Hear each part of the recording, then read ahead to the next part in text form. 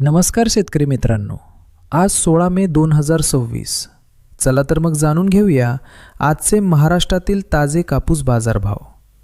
सध्या कापसाच्या दरात वाढ पाहायला मिळत असून पुलगाव बाजार समितीत कापसाला सर्वोच्च दर मिळाला आहे.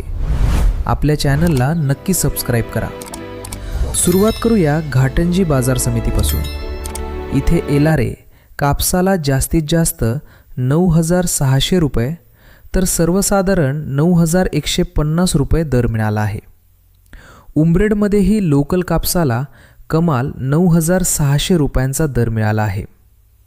काटोल बाजार समितीत लोकल कापसाला जास्तीत जास्त 9,300 रुपये तर सर्वसाधारण 8,500 रुपये दर मिळाला. सिंधी सेलूमध्ये लांब धाग्याच्या कापसाला चांगला म्हणजेच 9,875 रुपये कमाल दर मिळाला आहे.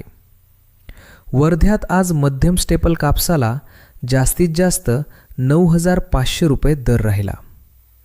आणि आजची सर्वात मोठी बातमी म्हणजे पुलगाव बाजार समितीत आज कापसाला 10,100 रुपयांचा सर्वोच्च दर मिळाला आहे.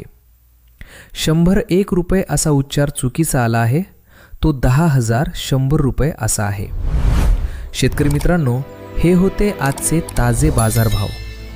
रोजचे ताजे बाजारभाव आणि